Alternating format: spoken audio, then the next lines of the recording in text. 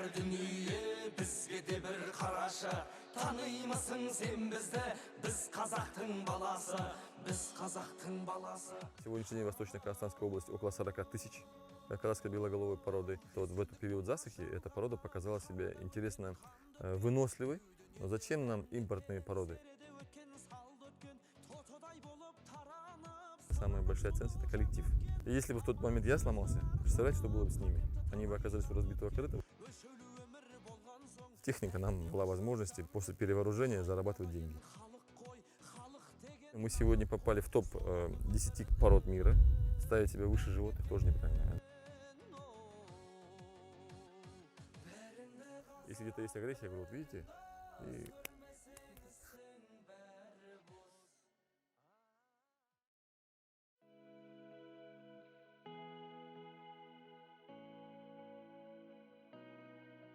Вообще сам племенной завод Шалабай был организован в 1913 году по заданию царского тогда правительства еще. Землеустроитель Амосов приехал сюда с России, построил себе здесь дом и начал скрещивать местный аборигенный скот с импортными коровами скота. Но опыты были прерваны из-за революции. И в 1931 году, уже по заданию советского правительства, здесь, на этой местности, был создан племрассадник Шалабай, который включился в работу по организации образования новой породы. Тогда были завезены с Уругвая 111 голов бычков Герефорда и начали скрещивать с местной аборигенной коровы. В 1949 году здесь, в Шалабае, было признано образование новой породы, которая в 1950 году была узаконена во всей стране, в СССР. То есть отчет времени образования казахской белоголовой породы, Хазах-Аббас, который сейчас называется, начинает свой отчет с 1950 года. Существующий здесь племзавод претерпел реорганизацию и был развален в 1996 году. Полностью он развалился, все было продано с молотка, и ни одной головы скота здесь не осталось. В 2004 году я уже, работая директором школы, написал письмо в Инвестиционный фонд Казахстана, председателю этого фонда Какимжану Зельме Хальдовичу, о том, что и предложил ему, давайте восстановим племенной завод Шалабай. Все-таки это была жемчужина животноводческой отрасли. На что получил одобрение, нашел инвесторов, и мы с этими инвесторами начали эту работу. В 2006 году мы завезли первое поголовье, 150 голов казахской белоголовой породы с племзавода Багратион-2. На сегодняшний день, вот 15 лет прошло, за 15 лет мы создали полностью инфраструктуру, создали полностью кормовую базу, довели маточное поголовье до 1500 голов, создали 3 дополнительных дочерних предприятия этого завода. В стране создана с 2013 года Республиканская палата казахской белоголовой породы, которая у нас находится сейчас в городе Астана. В состав Республиканской палаты казахской белоголовой породы входит 500 членов на сегодняшний день, в том числе и наш племзавод Шалабай, и 14 тысяч заводчиков по всей стране. Являясь директором племзавода Шалабай, я в то же время еще являюсь председателем Совета директоров Республиканской палаты казахской белоголовой.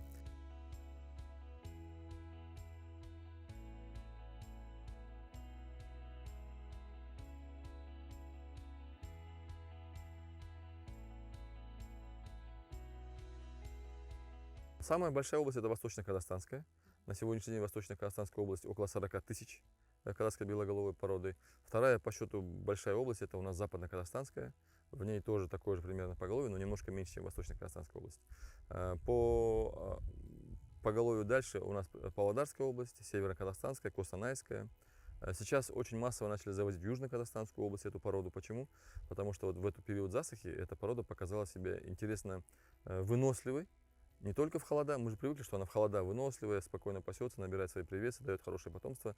Но оказалось, что и в засушливых условиях песков маинкумских, вот в Джамбульской области, в Чимкенте, в Туркестанской области, порода нормально адаптировалась и нормально себя проявила в эту засуху. И многие фермеры сейчас считают и приобретают именно эту породу. Я считаю, что заводить импортное поголовье тоже, наверное, это хорошо, но аж один перегиб присутствует все-таки. Он заключается в том, что при приобретении отечественных пород субсидии выплачивается 150 тысяч тенге, а при приобретении импортных пород, например, из Германии, Австралии, там больше 300 тысяч тенге, а если с Российской Федерации 225 тысяч тенге. Я считаю, что фермеры должны стоять в одинаковых условиях. То есть приводишь импортный скот, получать должен одну сумму. Берешь казахстанский скот, тоже должна быть одинаковая сумма. Тогда и конкурентность будет одинаковая. вот этот момент он должен быть равным. Считаю, что казахская белоголовая стала востребованной по двум показателям, что с 2018 года по сегодняшний день рост племенных продаж казахской белоголовой вырос в 2 раза. Это внутри страны. Если вот вы знаете, у нас есть в стране хорошее такое предприятие ТО «Родина». И он с прошлого года стал одним из заводчиков казахской белоголовой породы. И на недавнем своем выступлении он сказал о том, что ребята, ну зачем нам импортные породы? Мы должны заниматься поголовьем, которое адаптировано к нашим холодам, к нашей жаре, к нашим пескам. И эта порода у нас уже есть. Это казахская белоголовая.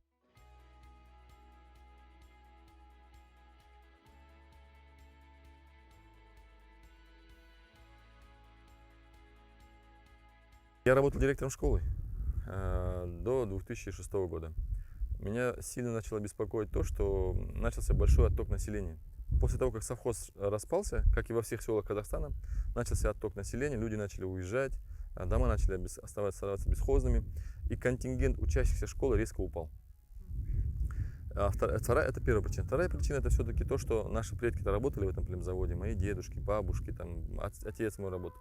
Меня все время беспокоило то, что вот мы, потомки тех, кто это начинал, не смогли это сохранить. И поэтому мне как бы все время это не давало мне покоя. Я написал письмо и начал просить, искать, обращаться к одним инвесторам, другим. В конечном итоге Всевышний помог, и нашлись инвесторы, началась работа. И я просто сменил учительскую стезю на сельскохозяйственную. Ну, в первые годы жалел. В первые годы было очень трудно, потому что это была работа, когда надо было 24 часа работать, научиться ветеринарии, собрать коллектив. Самая большая ценность на сегодняшний день, я четко понимаю, это самая большая ценность — это коллектив. Это люди, единомышленники. Не то, что мы в самом начале думали, хороший комбайн, там, большая красивая корова. Нет, это все дойдет. К этому ко всему предприятие придет, если есть на кого опереться. В сельском хозяйстве, как и во всех отраслях, наверное, испытывается такой большой дефицит, но этот дефицит мы смогли преодолеть за счет того, что немножко изменили эффективность труда. То есть, вот, например, вот гурт коров. Раньше по советскому стандарту здесь должно было быть 120-130 коров. И здесь должно было быть 2 скотника. Мы поменяли подход. У нас, видите, какие обширные степи. Мы сделали, например, гурт 250 коров, то есть 2 гурта объединяя, и приплод. И скотнику сказали, например, управляющему этим гуртом, скотнику, мы сказали так: вот количество коров, вот тебе 800 тенге за одну голову, неважно, теленка или корова. Справишься? Первый год казалось, что сложно, через месяц люди научились, через 2 они все поняли, что это очень выгодно. Сейчас, например, обслуживая такое количество голов, скотники в среднем зарабатывают где-то в летний период времени 160-150 тысяч, это на одного. За 15 дней работы. Он 7 дней работает, 7 дней отдыхает. За 30 дней у него накапливается рабочих дней 15 выходных. При этом за эти 15 дней, используя количество голов, он зарабатывает свои деньги. В зимнее время мы выплачиваем, согласно дневной оплаты, 8,5 тысяч тенге в день. Да. А люди, которые работают на кормораздатчиках, на технике, они зарабатывают 10 тысяч тенге в день. Потому что основная нагрузка в зимний период времени ложится не на скотников, а на именно механизаторов, которые кормят этот скот животных. Но присутствие управляющего скотом необходимо для чего? Чтобы, во-первых, видеть состояние здоровья животных, контролировать вовремя раздачу корма. И в это время начинается отел.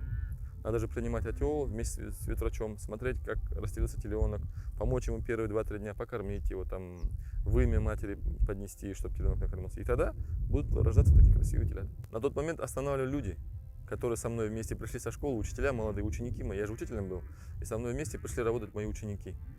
И если бы я в тот момент сломался, получается, я бы их подвел. Получается, вот, знаете, вот со мной пришла аким этого округа, уволилась с работы, пришла работать в сельское хозяйство. Пришли учителя, физкультурники, учителя географии, учитель труда. Мы все педагоги пришли поднять свое село, чтобы как бы внести свой вклад. И если бы в тот момент я сломался, представляете, что было бы с ними? Они бы оказались у разбитого корыта, во-первых, потом все мечты сломались бы, эта идея сломалась бы, и это наша дальняя мечта о том, что мы все это восстановим, там, дух такой патриотический, и я бы их подвел. А у меня со школьной скамьи, с 5 класса на дневнике всегда была вырезка. Если вы помните, во время Отечественной войны был такой Николай Гастелло. Он совершил свой подвиг, направив свой горящий самолет на вражескую колонну. Я его прицепил к дневнику и все время с собой носил. И вот я думал, неужели я, вот если Гастелло мог это сделать во время войны, для нас выкормить какой-то скот, или накормить его, или там выдержать эти испытания, чем мы хуже? Я не хуже Александра Матросова, я должен это сделать. Ну, конечно, обидно, потому что все хотят в городе жить, деревни мало. Но сейчас постепенно, после пандемии, народ как почувствовал, что жить в деревне лучше, чем в городе. Что самый богатый человек это уже в деревне. Богат не в деньгах, а духовно и в питаниях, и зарплата не маленькая здесь. Если будешь работать, будешь больше скота, и это будешь жить лучше в городе. Вам нравится? Мне очень. А чем именно нравится? Нравится тишина здесь. Без всяких движений, без всяких городских суеты. Но в город не тянет. Город не тянет. Уже я вначале думал сейчас немножко поработать и уйти в город, но через год уже передумал сразу.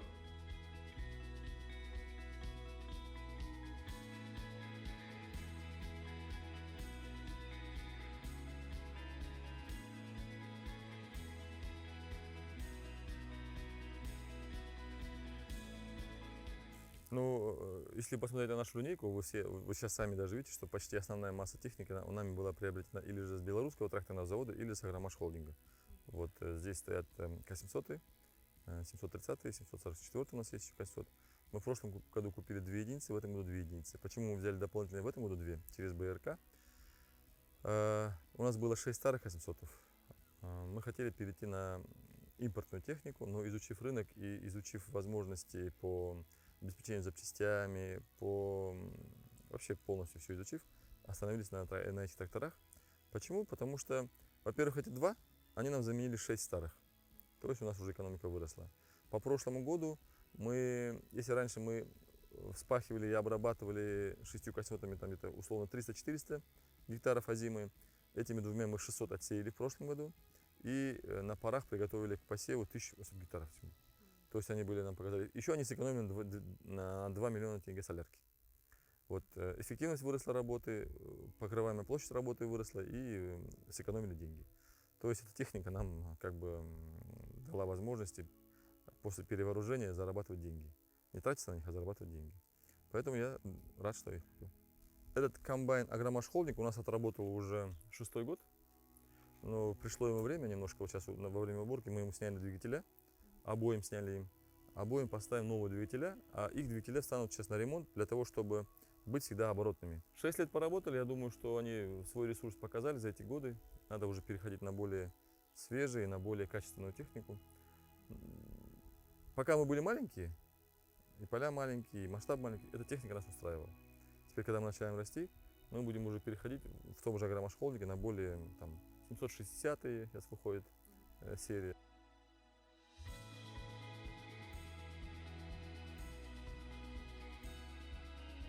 Прошлого года совместно с Республиканской палатой решили перейти на более качественный отбор животных. Заключили с канадской компанией Grosef, сейчас она Вайтель называется, договор через Республиканскую палату и завезли через палату на 4 хозяйства в стране канадскую систему, которая по 5000 единиц измерения анализа проводит отбор животных. Вот мы в прошлом году поставили 200 бычков. Эта система отбирает, как бы проще, чтобы объяснить, из 200 бычков система отобрала только 20. Это тех бычков, которых мы считали первого класса, хороших бычков. Из них она выбрала только 20. Критерии отбора вот такие. Мало кушает, но дает большие привесы. И при этом мало испражняется.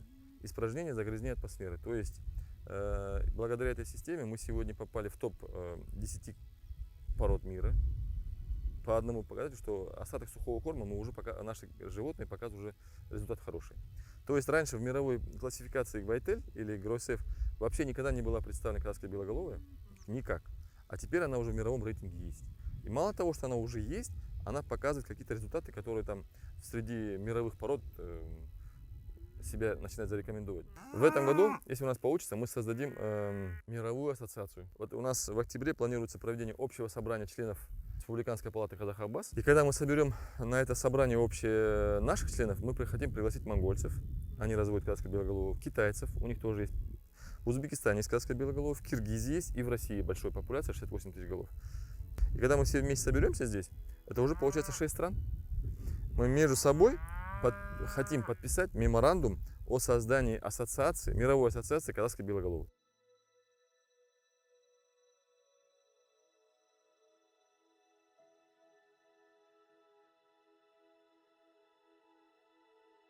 Ну, фактически у нас площадь примерно 4500 гектаров. Из них у нас каждый год на отдыхе остается 1500 гектаров. А в этом году мы засеяли 1400 гектаров на подсолнечнике, 1400 гектаров на ячмене и на пшенице яровой. И 600 у нас гектаров есть с прошлого года озимки. Ну вот озимку я пока в эти 4500 не включаю. А еще есть 300 гектаров на сочных кормах. Вот вся эта вот как бы составляющая кормов, это все, что мы сеем, это у нас кормовая база. Кроме подсолнечника. Подсолнечник это у нас 1400 гектаров для того, чтобы улучшать свой бюджет. Я же вам говорил до этого, что 65% выхода продуктивности животного зависит от кормов. То есть наша цель, так как мы племенной завод, наш скот должен соответствовать первому классу или же элита-рекорд.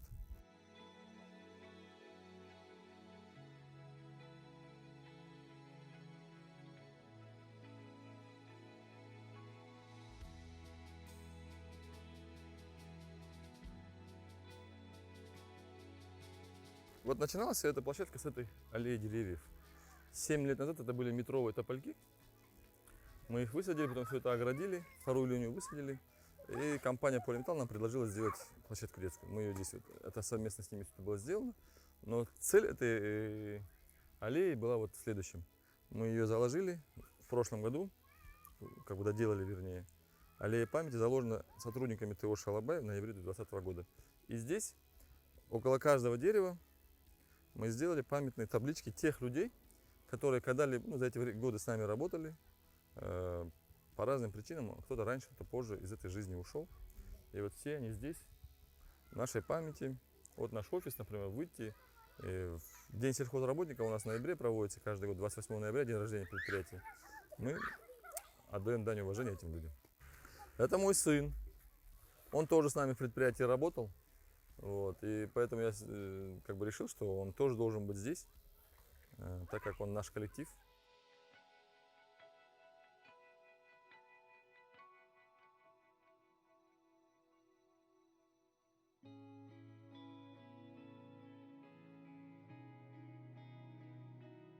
Курганы были обнаружены в 2017 году. На сегодняшний день на этой территории обнаружено 247 курганов. Это примерно составляет 40% от изученной территории. Теперь в планах нашей компании довести это изучение до конца, чтобы вся территория была изучена, понятно. В прошлом году мы провели исследование в первый раз, открыв этот небольшой курган. Мы это сделали для того, чтобы понять возраст этих курганов. После вскрытия этого кургана сразу определился, где у него дромос, что был захоронен молодой человек, 22 года. Его антропологические исследования показали, радиоуглеродный анализ, что это 7-8 век до нашей эры, что это сакский период. Основная масса курганов здесь представлена ранним железным веком, это сакский период, потом идет тюркский период, и часть курганов это раннее государство казахов, и кимакский период. Петроглифы, которые на этой территории находятся, они хотим сделать на данной территории природный, открытый этнопарк, который бы имел все маршруты движения.